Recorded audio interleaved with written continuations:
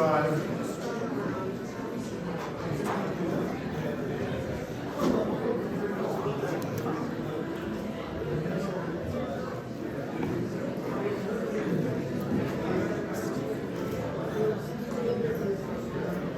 So the first thing I would like to do is to thank Clark's Manor, Elwyn. Are they here, Clark's Manor, Elwyn? Somebody can raise their hand. Just welcome them and thank them for their bronze sponsorship. It is my pleasure to introduce our next section on supported decision making, correct? And alternatives to guardianship. I'm not going to talk about the market. So I'd first like to introduce a member of our host committee who's on this panel, Darrell Cameron Every. She's a sole practitioner who practices in Milton, Massachusetts, where she concentrates in trust and estate practice, estate planning, special needs, elder law, disability advocacy, and public benefits. Attorney Every acts both as a trustee of family and special needs trusts, as well as trust counsel. She advises families, guardians, trustees, and nonprofit organizations who are committed to maximizing public benefits with private resources from individuals with intellectual and physical disabilities.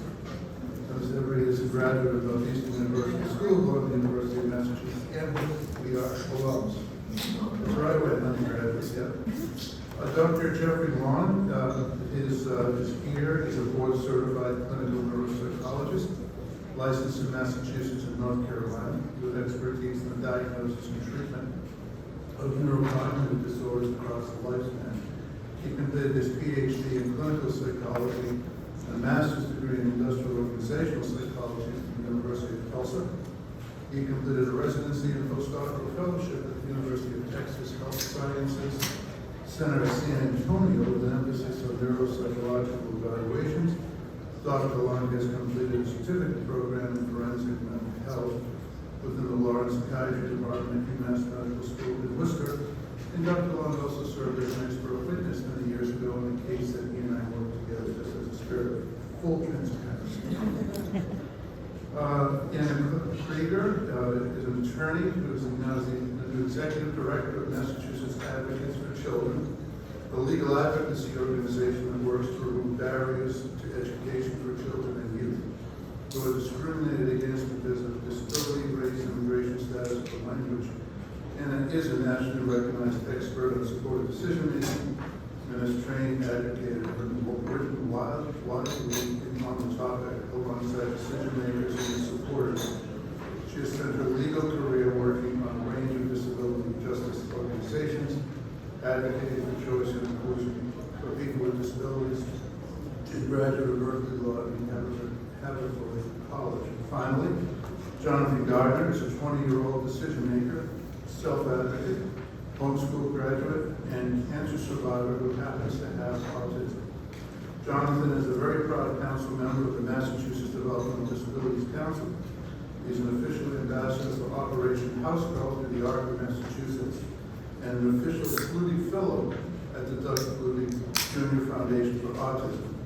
And he is co-chair for the Massachusetts Supported Decision Making Coalition. Jonathan, you're way too busy.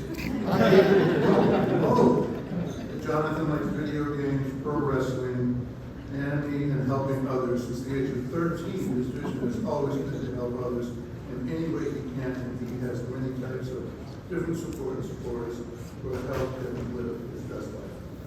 So with that, I'll turn it over to our panel.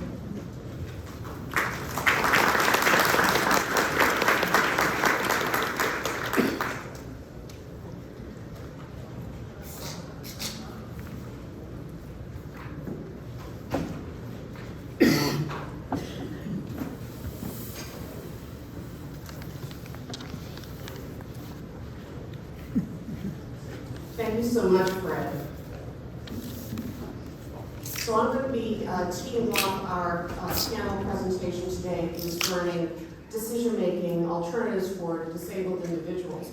And our materials are located in the large group of materials at GS-1 -4, and we have 3 documents just to help get oriented. It's probably safe to say that at some point in time, it's highly likely that all of us are going to be disabled at some point.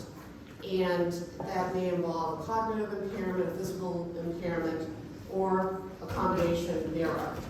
For professionals in the special needs field, and I'm including our special needs attorneys, our medical support clinicians, and also financial planners, we know every day and are acutely aware of the needs of our clients and their need for us to help them effectuate what the vision is for their life. At the heart of any decision is capacity. That's the ability to remember information, manipulate that information, reason in order to determine what facts are important, and ultimately to give us a decision as to how they want their life to be directed. And based on what our clients tell us, we take that to heart, and many of us function as fiduciaries. Our mission is to obtain informed consent. Therefore, it's very important that we are aware of capacity with our own clients and also concerning any of the individuals who they want included in their estate documents or in their life planning. What tools do we have as professionals for assisting our clients? In the United States, the typical age of majority is 18. There are some exceptions. Does anybody know what the age of, there's one state that I'm aware of where the age of majority is 21. Does anyone know which state that is? I don't think we have anybody from Mississippi, apparently. But Mississippi is that state, and the territory where the age of majority is 21 is Puerto Rico. But overall, the age of majority is 18, and it is subject to carve-out exceptions. Consenting to certain types of medical treatment, abortions, transmitted disease testing, making educational decisions, owning firearms. The age of marrying is oftentimes, typically it is state-specific, so we have to have an awareness of what the requirements are for each of our respective jurisdictions. Upon reaching the age of majority, a person is presumed competent to assume full control and responsibility over their lives, their personal decisions, their medical, their legal, their financial decisions, unless a court determines that they are not. Now, for individuals who are presumed competent, those individuals can, of course, make their own decisions regarding everything involving their lives. But at times, they want to be able to delegate or designate others to gather information on their behalf. And frequently, one of the many tools in our toolbox is HIPAA authorizations. HIPAA, as you know, is the federal statute. It's a privacy statute concerning medical information and records. And when a medical professional is presented with a HIPAA authorization from an individual, which authorizes a third party to exchange information, obtain documents, that medical professional is obligated to provide the information as requested. And if the health professional, or if there are violations of the HIPAA statute, it does come with liability. There are fines up to $50,000 and even 1 year of incarceration, which surprised me. The advantage of HIPAAs is that they're quick, they're easy to complete, which makes them inexpensive. A lot of clients like that. But one of the cons is sometimes over the life of the client, they've filled out HIPAA authorizations and they don't keep track of it necessarily. And so if there are divorces or there are partnerships which break up, if there are changes in relationships that they have, it is important to inform the medical provider that you're revoking, that the client is revoking that HIPAA authorization. There is also, of course, healthcare proxies. At the time that a healthcare proxy is completed, the individual, the principal, is competent to make a designation of a third party to make decisions on their behalf. I'm not familiar, I haven't tracked all the 50 states, but at least in Massachusetts, there is a requirement that a licensed physician must certify in writing that the principal is unable to make medical decisions or communicate those decisions. and therefore his or her designee, he or she expressed that they want to serve as the proxy, then is authorized to make decisions on that person's behalf. But that's the only time. We respect the autonomy of individuals, and it's only this type of dire situation where by statute, another third party is allowed to make decisions for the principal. There are also options that clients have in terms of whether they want to have their financial matters decided or monitored by a third party. There are powers of attorney. Powers of attorney can be durable, which means that upon execution of the document, then the attorney in fact under the power of attorney is authorized according to what the instrument gives them authorization for. Alternatively, the power can be spring, and that's probably the dread of most estate planners, because you then have to get a medical certification that the person is unable to make decisions, and then under those conditions, the power of attorney is activated. The scope of a power of attorney can be as broad or as narrow as the client wishes. I've served as a power of attorney at one client who was working for a major Boston hospital, was selling her home in Quincy and was moving to British Vancouver. And so she was not coming back. She was very clear about that. She was selling that home, and so she authorized me under a power of attorney to manage that real estate closing. And once the closing was done, my authorization terminated, which I was really glad about.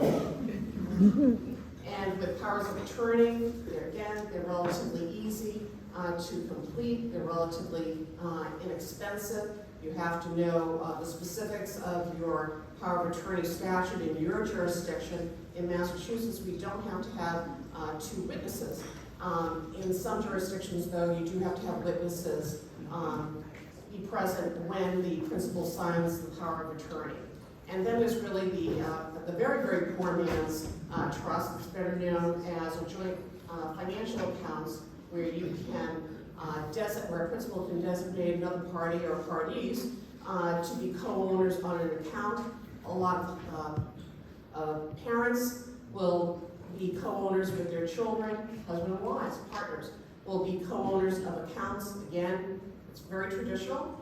Banks are familiar with co-ownership, and it's a way of designating another person to manage money. It gets sticky sometimes when a designated owner now inappropriately accesses funds, takes too much out, but then there's also the situation that you do see with couples. Sometimes they don't know what the other party is doing regarding cutting checks or doing withdrawals from accounts, so it can get messy in that sense. And then we have a new phenomenon, which is coming online as it's moving across the country. It's called supportive decision-making. And supportive decision-making was enacted first, my understanding is in Texas, and in the more recent state where supportive decision-making has been codified as California. And we'll have to corner Kevin and some of our other Naylor California members to get the intel on how that new statute is working out. We're fortunate today that on the dais we have Anna Krieger and also Jonathan, who will be able to tell us about supportive decision-making in more detail, and Jonathan Gardner will be able to talk to us about his personal experience with his supportive decision-making agreement that he has. And I also would like to recognize Jonathan's mother, who is here in the audience today, Nancy Gardner. She is, well, you've always been Jonathan's supporter. I have. At all times, and also you made it possible for Jonathan to physically be here today, and so we really appreciate it. I was a chauffeur today. And then another way of being able to utilize and designate access to a principal's funds are ABLE accounts. And we had some wonderful presentations yesterday about ABLE accounts. I had in my materials included some key features of ABLE accounts. One of the things that I didn't really appreciate was that the ABLE account allows the disabled person to accumulate gross savings, and it won't negatively affect their eligibility for SSI, Medicaid, or other means-tested programs. But this is the thing that I didn't know. I knew about the benefit of ABLE accounts. The disabled person, with or without capacity, can own an ABLE account. And that what is really critical in terms of who controls that account is the person who originally created the account. That person is deemed authorized to deal with the investments and is the authorized signer. And so this is sort of a quirky hybrid model, but because its origin is out of the 529 IRS regs, that's really the reason why I think this is structured in this way. Maybe some of our CPAs could provide more context for this quirk, but it does create, ABLE accounts do create enormous flexibility in terms of having an additional way of managing person's monies. And then we get to what do we do when a person lacks capacity? In those instances, we're going to need either a guardianship or a conservatorship. And going to, in various jurisdictions, those terms are used in different ways. For the purpose of my presentation, a guardianship, I'll define it as a fiduciary being appointed by the court to make personal, legal, and also medical decisions on behalf of a disabled individual. For conservatorship, those are typically used for managing the finances of a disabled person. The current statutory trend that we've been seeing over the last 10 to 15 years has been in favor of limited guardianships and limited conservatorships. And the tradition had been for plenary guardianships and plenary conservatorships. And what we found is that in some instances there were horrific abuses of such broad powers, and with a combination of the courts not engaging in appropriate oversight, medical professionals basically writing clinical certifications that were much too broad, and also it seemed that many guardianships never seemed to come up for review, or conservatorships were really becoming a permanent condition. Recently, with Britney Spears, Free Britney controversy, a California case, and it seems any time that you combine celebrity and wealth, you're going to get a bouillabaisse of trouble. That's the best way I can phrase it. We in Massachusetts went through our Free Britney moment back in 2009.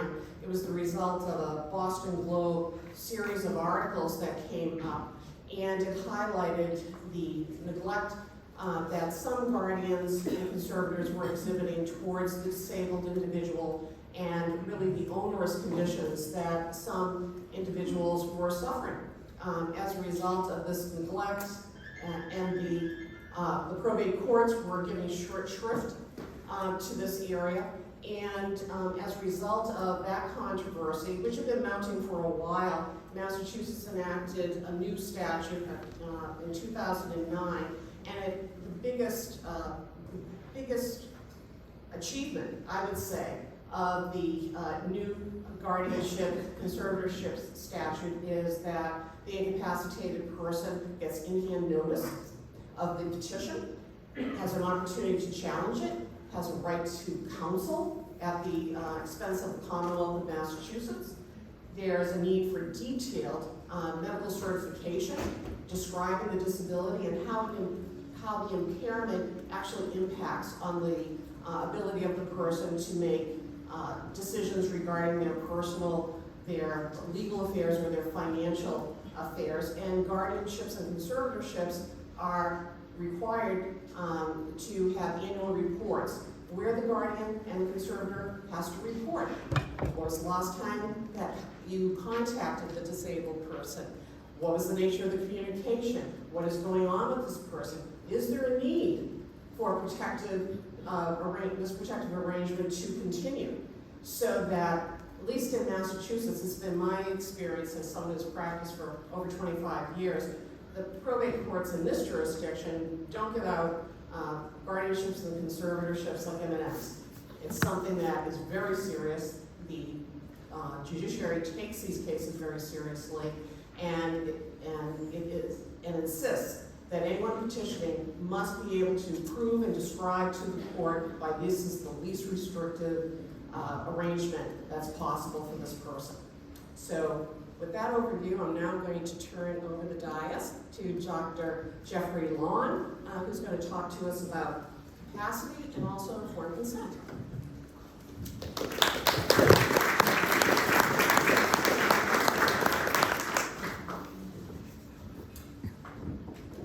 First of all, I want to thank Daryl for asking me to join the conversation. If you ask any psychologist, they would say that they get anxious talking to one attorney, so I would say that I am excited. So what I'd like to do is just to spend a few minutes reviewing capacity evaluations from a neuropsychological perspective. It's going to be really hard to compress what usually is like a 15 to 20 hour assessment into 15 minutes or less, but I'm going to give it a try. I'm curious how many people have used clinical assessments as part of their practice. Looks like you. So as a starting point, I want to underscore that capacity and disability aren't interchangeable concepts. From my perspective, disability refers to a diagnosable condition. It can be a neurodevelopmental condition like intellectual disability. It could be a neurocognitive issue like a severe traumatic brain injury. It could be a neurodegenerative condition like Alzheimer's disease. But disability in and of itself is not synonymous with lack of capacity. So in other words, just because you're a person with autism or have an intellectual disability or dementia doesn't mean that you lack capacity. Even in my profession, people will jump to that conclusion and automatically recommend guardianship without exploring whether it's actually warranted or supported. I see this all the time in reports. As Daryl covered, capacity boiled down really means decision-making ability, not necessarily the ability to execute that decision. So you can be capable and understand that you need to pay your bills without having the ability to actually write the check, which in my world is something that I try to parse out. Some of the main components of capacity include the ability to understand the decisions that you need to make. So things like knowing that you have to take care of your health, knowing that you have to pay your bills, the ability to appreciate the benefits, risks, and alternatives of a decision.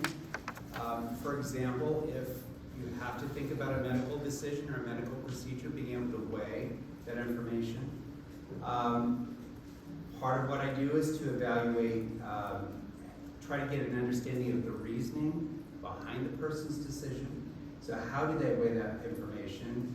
Do they look at the costs and benefits? How are they communicating with other people in order to make those types of decisions?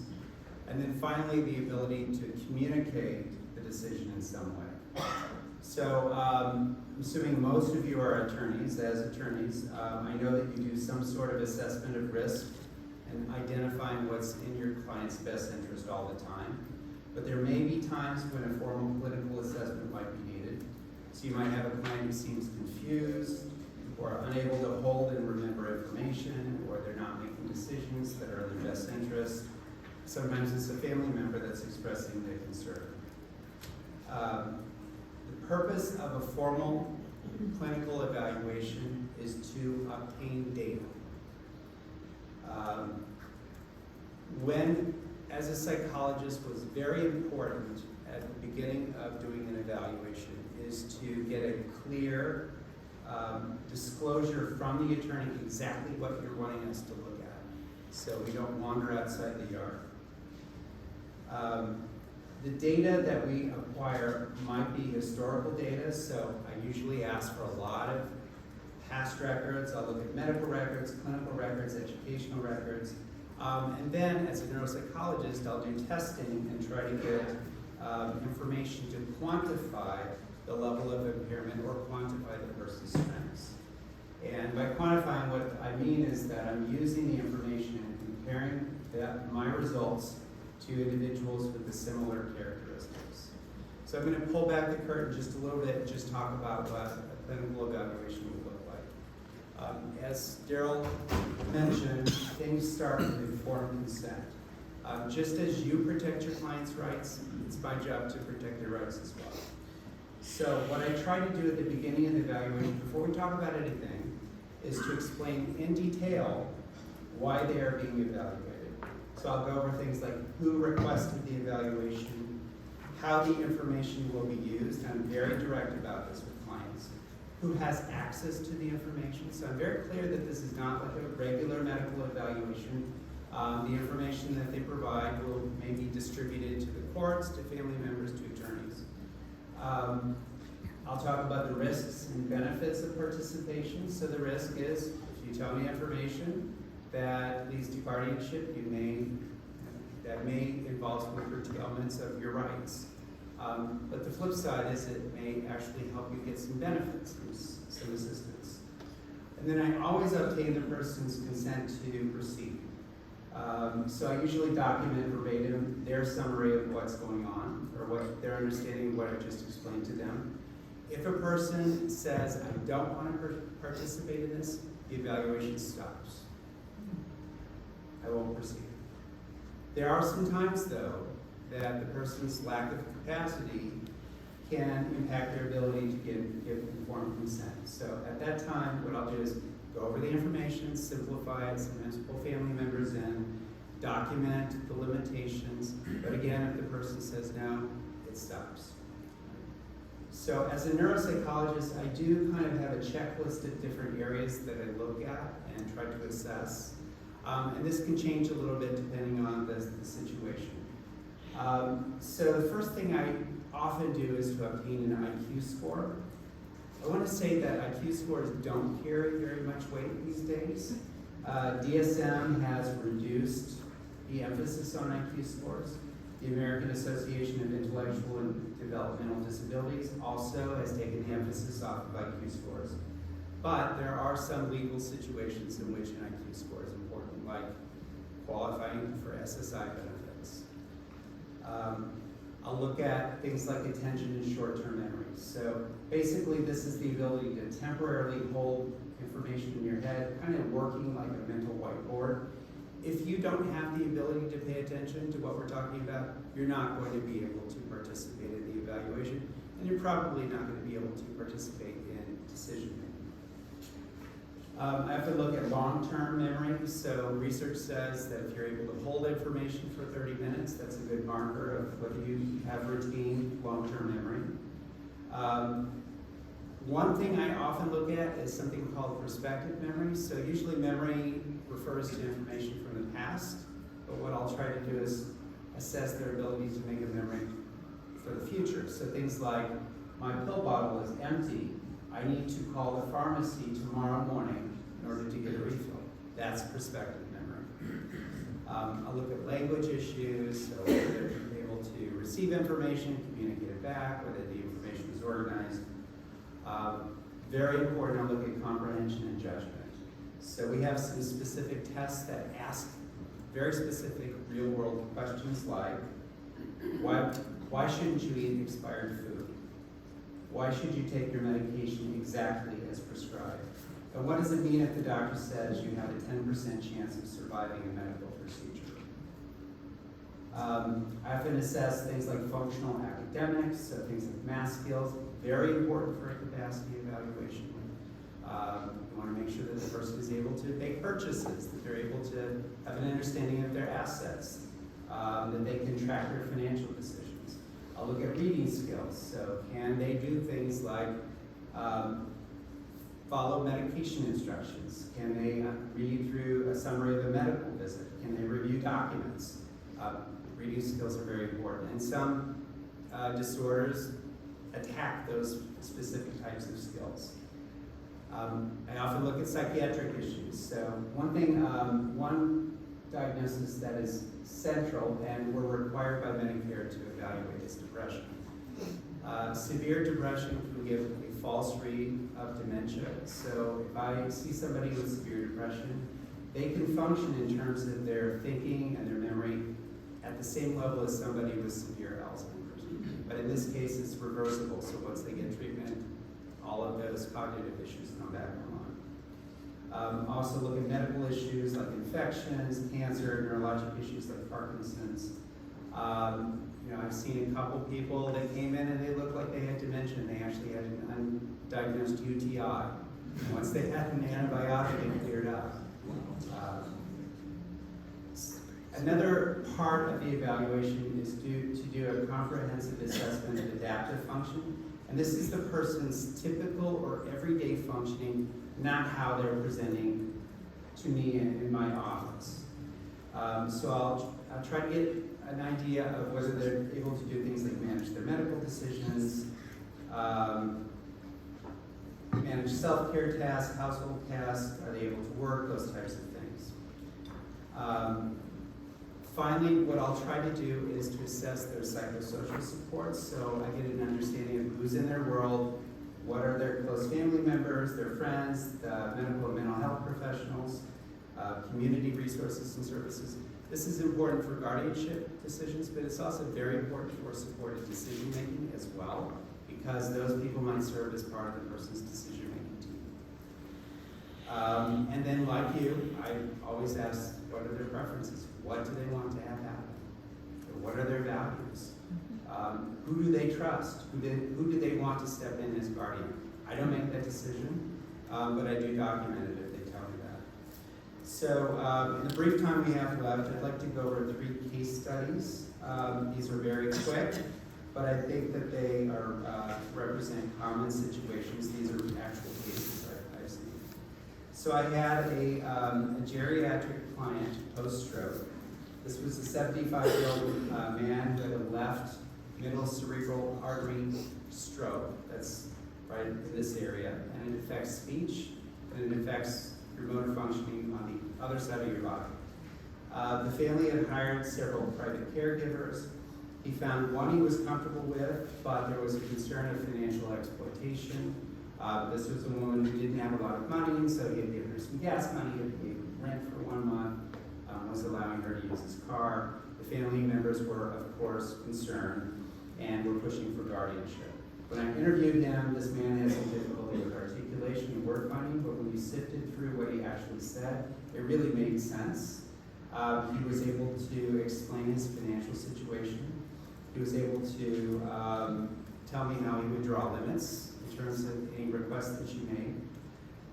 He continued to talk about companionship, being lonely. He enjoyed her company. He did not want to go through the process of getting another caregiver. All his neurocognitive issues were as expected. Memory was good, judgment was good, reasoning was good. Speech and motor functioning were impaired, and so that gave a false impression that he was actually lower functioning than he was. I thought that the data did not support guardianship, and I recommended that a social worker step in and facilitate a conversation between him and the family members.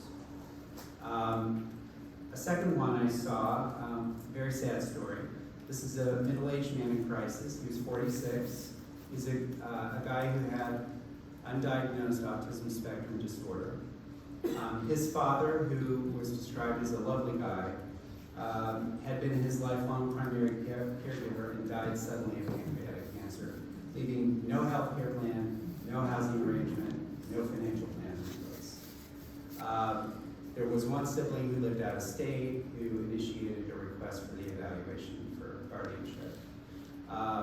Apparently the parents had cloaked the person's deficit because they didn't want him to be stigmatized. When I did my testing, it was very clear he was very low IQ, didn't have any adaptive functioning skills, judgment was very limited, perseverated about superheroes, so everything was about superheroes. The sibling completed a questionnaire to look at those adaptive functioning, and everything was below the first percentile. I felt that there was enough evidence to support a guardianship request.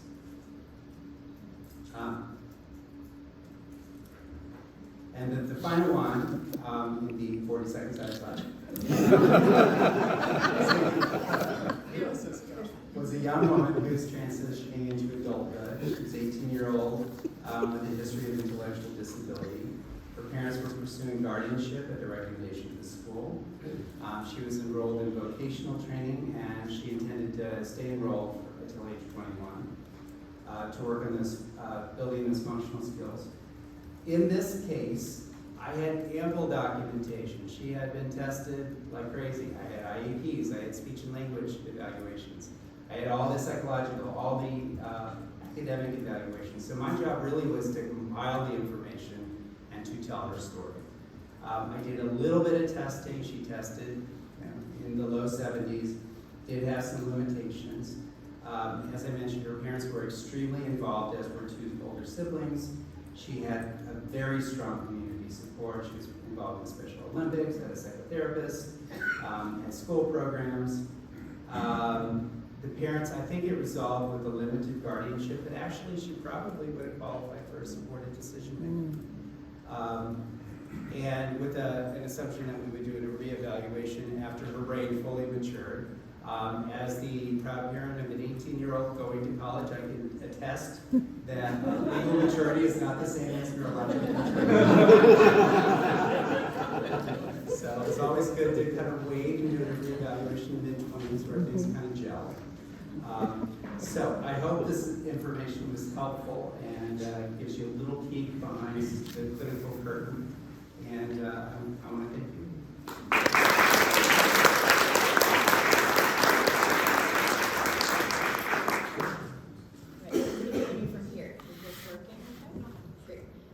So I'm Anna Krieger, and it's a pleasure to be on this panel. Thank you so much for having me.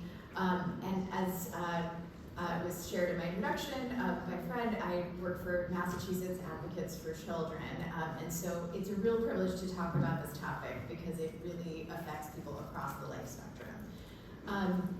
I'm going to share kind of an overview of supported decision making and some national trends, and really Jonathan will be able to give you the flavor of more what it's really like in real life. And our goal is just to kind of hit the highlights and get everyone excited and interested about this. And I couldn't have asked to be on a better panel because I feel like you've just thrown the pitch and like laid it all out why this is such an important alternative to have it's a tool in the toolbox. That's really the way we look at it. And we just believe there's a need for more of exactly what's been described, additional thinking. At the time guardianship's being considered, a lot of times it's presented as a default option rather than something to be really explored and examined. And that's really where supported decision making can come in with these additional supports like healthcare proxies, powers of attorney, etc. So how we typically define supported decision making in a really general, simple way is it's a way of making decisions where a person with a disability or an older adult chooses a group of trusted supporters to help them with making, understanding, and communicating decisions. And really the key ingredient in this whole equation is that there's so many key ingredients, but one is trust, and the other is that the person with a disability really has to be able to express their will and preferences in some way that the other people can understand.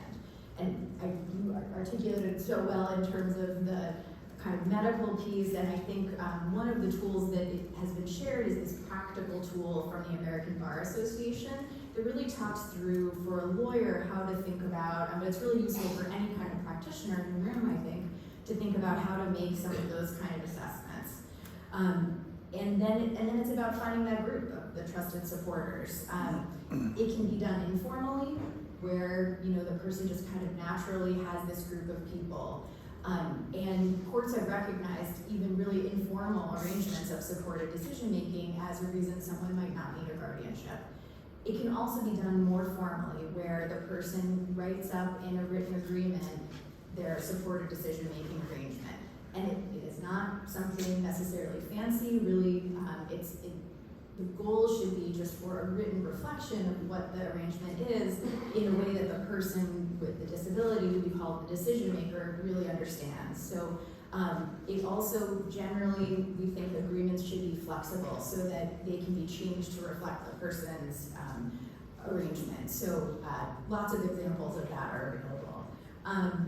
And one other just important kind of concept to throw in that I think helps people understand what is this supported decision-making thing is to think of it as an accommodation. It's an accommodation for how you might need additional support in order to make decisions. So whether that means, and I think everyone in this room probably has many, we could have a whole conversation all day long about the kind of adaptations you've naturally seen or maybe you have used in your lives with your loved ones, whether it's presenting things in a visual way. Maybe someone's making a choice about whether to work, taking them actually to the workplace to see what it's like, rather than just describing to them in a bunch of long words what it would be like to work at a mechanic shop. Those are the kind of adaptations that are used to help someone with a disability understand what their choices are. Now, to talk a little bit about the national trends, there are lots of states that have decisions where courts have formally recognized supported decision-making. I could list off a bunch, but it's New York, Virginia, Massachusetts, DC, Florida, it's quite a long list. Then there's legislation. So you can certainly practice supported decision-making in a state where there is not a law in place, because as Daryl articulated, unless a court has taken away someone's, has imposed a guardianship, there's a presumption of capacity. So people practice supported decision-making who have not had a guardianship put in place. People can informally practice that even if there's not a law in place. Advocates have recognized, after a lot of piloting and other things, the value of having a supported decision-making law. And so there are many states now that have a supported decision-making law. It is late in the afternoon, so now I have a fun activity, which is I'm gonna actually read all the states, there's not too many, and you get to raise your hand if you live in that state or you work with people in that state. And then we all get to be jealous if we are not on the list. So here I go. Alaska. Not in Alaska. Oh, one in the back, yes. I won't stop for each one. California, Colorado, Delaware, Illinois, and keep your hands up because we want to have like the whole room at the end. Illinois, Indiana, Louisiana, Maryland, Nevada, New Hampshire, New York, North Dakota, Rhode Island, Texas, Washington, and Wisconsin. That is a lot of people. I'm so excited. So lots of people in this room are in a great position where in your state there is a supported decision-making agreement law in place, and that means that there's even more states that have references to supported decision-making in different places, but I'm being conservative in my interpretation here. So in your states, that means that they have passed a law that really defines what supported decision-making is, says what needs to be in the agreement, and the key thing from an advocate's perspective is it makes it more formal and acceptable for third parties, particularly medical providers. This is like a really important piece. And we've been working to pass a law in Massachusetts for some time. Jonathan has been an instrumental part of that, and now is a co-chair of our coalition, which is amazing. And we are going to get it done. We were foiled by COVID and then a little bad luck, and now we're third time's the charm. So find us after if you live here and want to be part of that work. And the final pieces that I wanted to kind of mention are about some of the kind of how we got here, in part, is because of a number of very influential organizations and entities that have supported decision-making. I'm not going to read the whole list, but you name it, and they've been involved. So National Guardianship Association supports supported decision-making. The National Council on Disability, U.S. Department of Education, a really interesting COVID-related one. This summer, HHS came out with some regulations around, or advisory around non-discrimination in telehealth, and in there included a requirement that as a best practice, you should be able to have a telehealth system that allows two people to log in for supporters. It's specifically saying supporters in there. So you see there's all these ways it's being embedded into sort of the norm, and the ABA had very kind of early on in the advocacy story had issued a resolution that supported supported decision-making, and there's tons more, and in the resources that I shared, you can find out more about kind of the influential organizations that have kind of gotten us here to where it's been so embraced. And the final piece I just want to add is this. Why does this matter? What's really the difference between having guardianship and using supported decision making? And in the pilots, I had the privilege of being involved in some of the first pilots in the US. We saw, and we had an independent evaluation of those pilots, we saw that it was really about self-determination, and that people, as a result of practicing making decisions, turns out got better at making decisions. I mean, it does not, it sounds so simple, but it was kind of, we really saw it happen, and it was really powerful. And we see with that there's people become more independent, they are more integrated in their communities, they are healthier, and they are better able to recognize and resist abuse. And I actually didn't mean to end on abuse, so let me just add one thing. So I'll add one thing, which is that it speaks to what Daryl was raising about the singular guardian problem. Supported decision making is really designed to involve multiple people, and that was a really important protection against abuse that we found in the pilot. So now, can I share about my role in your life? Sure. Okay, well, I will just say, we've shared a lot of things about me, but honestly, one of the biggest honors in my entire life and career is that I'm Jonathan's supporter. And I didn't mean to get emotional, but it really is.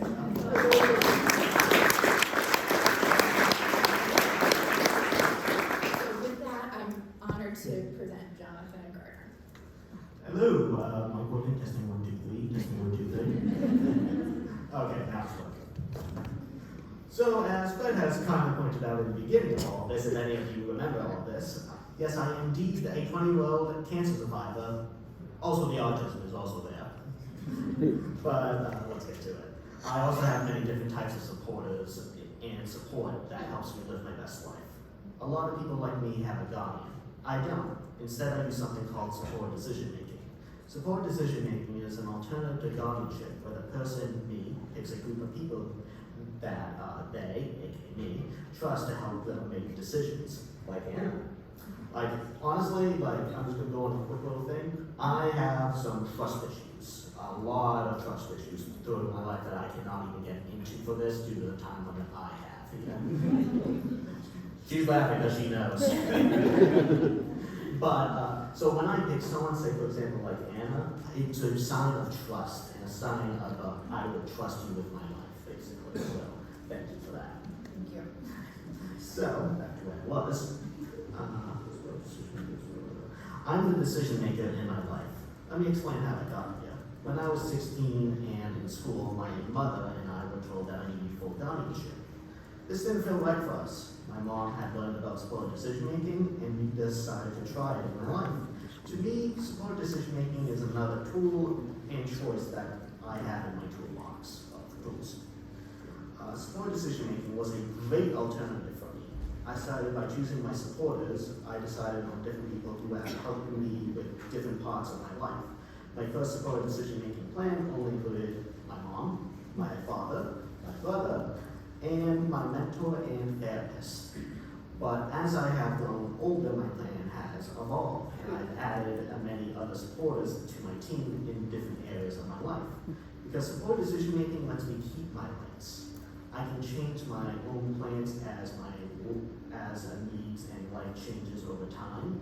I am the one in control of my life, not a judge or guardian. No offense to anyone that's here that is a judge or a guardian. Comedy is how I get through this other stuff. In 2021, I was diagnosed with Ewing sarcoma, which is a very rare form of cancer. This was during the height of COVID-19, the pandemic. Lucky me. I was already using supported decision making in my life, so it gave me some comfort to know I would have supports going through this new life journey. However, COVID-19 due to the restrictions being used in supported decision making harder. We had to advocate with the hospital to have my supports with me at my appointments. My hope is that when the bill becomes law, hospitals will be required to respect this supported decision making as a way of accommodating people with disabilities. It will then be recognized as a right and a choice everywhere. Fighting cancer has been one of the hardest journeys of my life. I've been through a lot of hard journeys already. I'm so thankful I was given the freedom to choose how I go about my treatments. having been able to use support decision making during my cancer journey was really a life-saving thing for me and helped me make my own decisions about battling cancer. I would not be the person I am without support decision making. For example, when I was 6 months into chemotherapy and 2 weeks into radiation, I came home one day and my body and mind was feeling horrible and hopeless. I ended up in my bedroom crying and I just really wanted to give up. I told my mom, I don't care what happens to me. I don't care if the tumor takes me. I just wanted to stop. My mom had to take time to process all this herself. But when she came back into my home, she came back not as my mom, but as my support person. She said to me, Jonathan, I do not know what the answer is to all this, but if you can give me, but if you can put your faith in me as your support person, I am going to try my hardest to help you figure this out. From there, I gave my mom the okay to continue my medical team, to contact my medical team, and together they all came up with a plan, a different plan for me to figure out. After the meeting, I was able to talk to my supporters about the plan, get my questions answered, and then I agreed to move forward with it. The plan ultimately saved my life while taking care of my mental health at the same time, thanks to the support decision making. Support decision making truly makes me feel involved in my life. It provides me with choices about how and when I was going to receive my cancer treatments. Because of support decision making, I was able to let my body and voice guide me with the help of my supporters. I did not have many choices when it came to having cancer, but at least I was able to control when and how I got through it. Full guardianship would have been worse than death for me because I would have lost my choice. If I was not able to pick my cancer, not pick my cancer, pick what poison you like, basically that is, to pick my support people during my cancer treatments, I would have been just a shell of myself. Now, if I even survived, I'm the type of person that needs to have full trust in the people that are in my life. If someone else picked those people for me, I would not fully be able to be the person I am here today. I needed to make choices for my own life. If the guardian had forced me into treatment, I would have been severely depressed, damaged, and not the same person I am today. Support decision making offers more options in my life. Support decision making is not for everyone, but I'm glad that everyone has the choice to use it. For myself, but I'm glad that everyone had the choice to use it, even if I'm one of the people. I'm tired. I had to sleep well last night. Everyone should have the right to choose the way they want to live, so they can live their best lives to the fullest. The more choices, the better. It's something I think we all can agree on, even if it's not even for this, anything really. All right, thank you, people.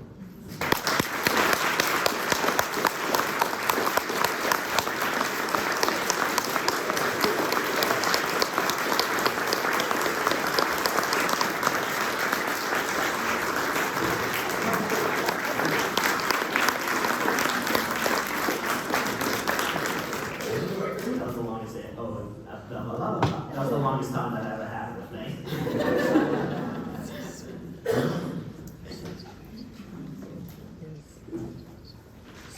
We have some time for questions. We do. Someone have a microphone open? Any questions? Any raise their hand for questions? I just want to say,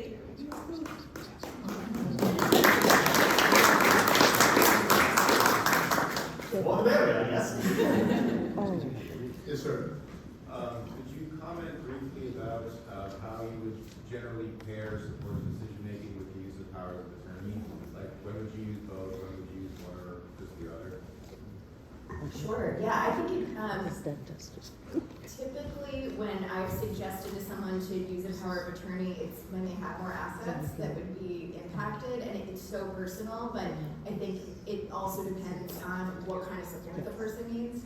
Some people might be more financially, more able to navigate a lot of financial complexity, but not able to make other types of decisions. So I think like anything, it would really depend on the person.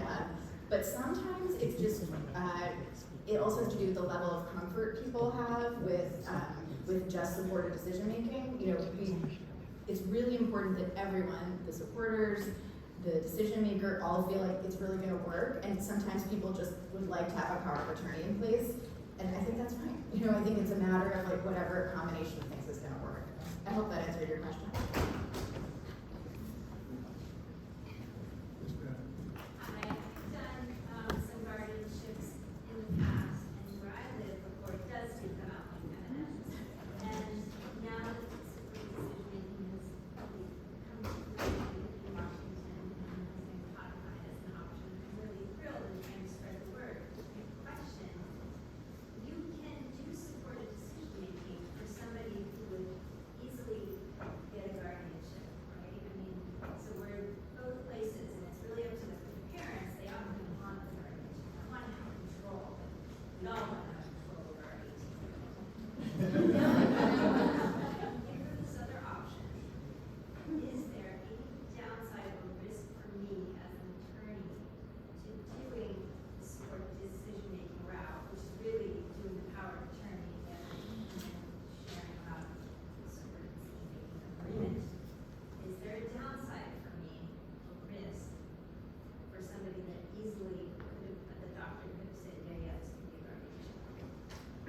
I would say, I don't practice law in Washington, so I would certainly, this is like a general answer, but I would say that what's important is if you feel, and in your judgment and everyone's judgment, the person really is expressing their will and preferences and is able to make decisions with that support that they're getting, then I think you've done your due diligence. And then what I always advise people is you can always try out supported decision making, and if it's not working, it's not like guardianship's going away, and in fact then you probably have a better case for guardianship, you know.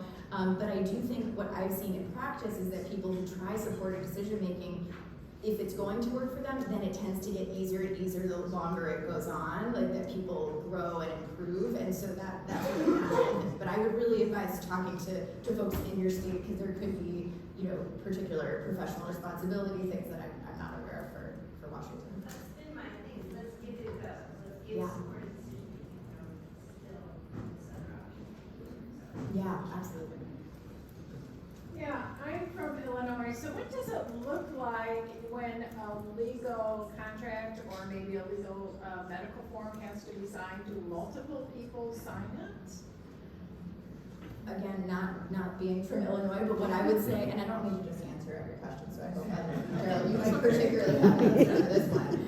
But I mean, I think unless there's something that, you know, unless there's a guardianship or something else that's taken away the person's right to sign, you know, their own medical forms, then they should be able to sign it. Now, you're lucky to be in a state where there's a supported decision-making law in place, and there could be, you know, some language around that, so I'd definitely look at the new statute to see if there's anything that speaks to that.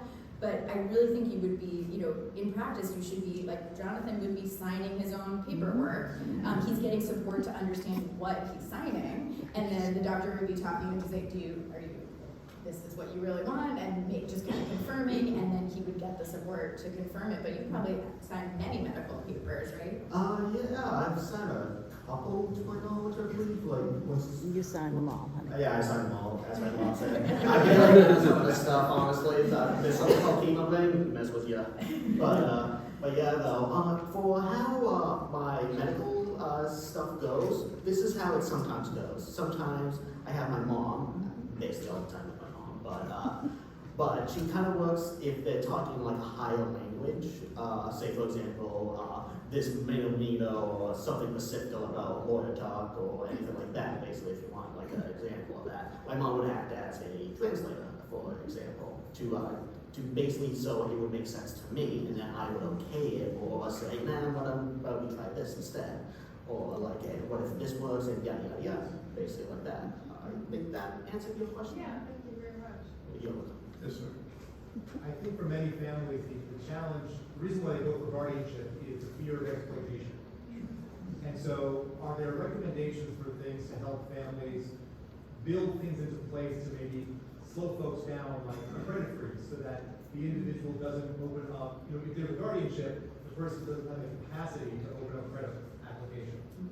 In support decision-making, they can. Are there techniques and tools like putting in a credit freeze to stop it, at least giving the break so they can think about it before they actually sign the application in a whim? What are the tools that families should have in place to help prevent the exploitation when the individual has the ability to make those perhaps very serious mistakes?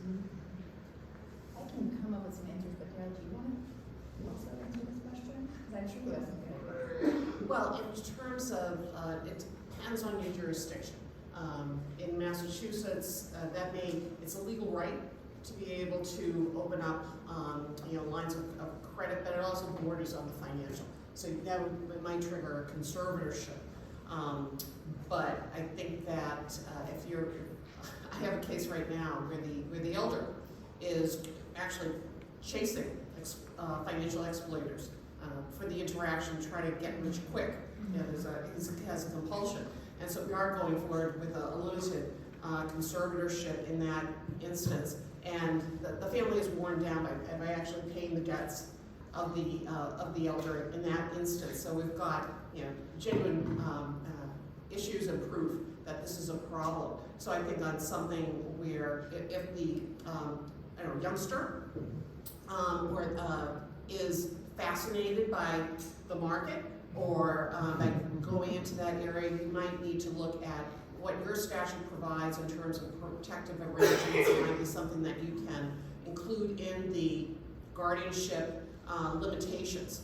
And that'd be something I would suggest, but it's very state specific as to how to go at that issue. But chances are, if you have a problem, if there is a problem, a demonstrated problem, then you're most likely going to need to have that sort of protective arrangement in place.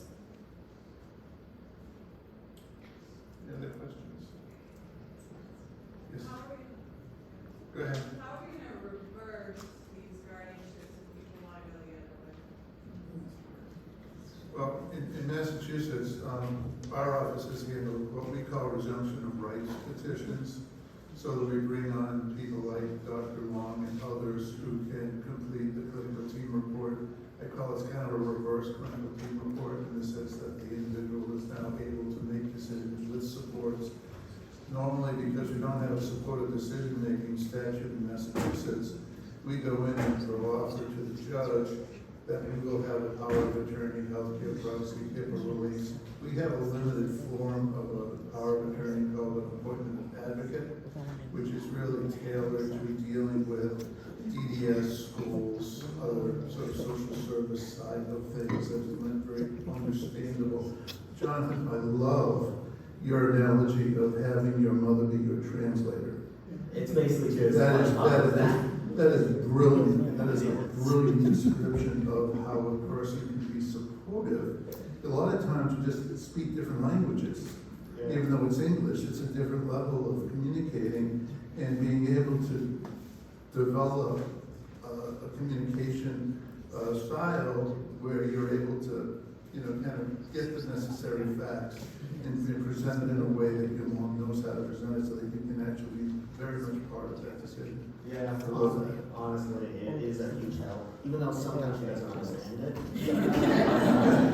But she does her best, honestly, and it's a huge help. Like, something like that is like that. I can think of like a couple more examples on top of my head for other like possible scenarios, but I think I'd be here all day doing that.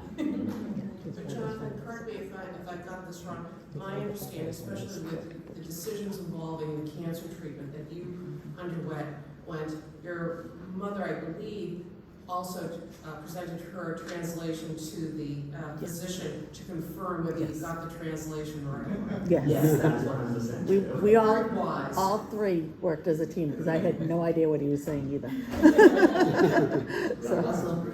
Yes. Yeah, that's critical. Good. Well, thank you very much, Jonathan. You stole the show. Yeah.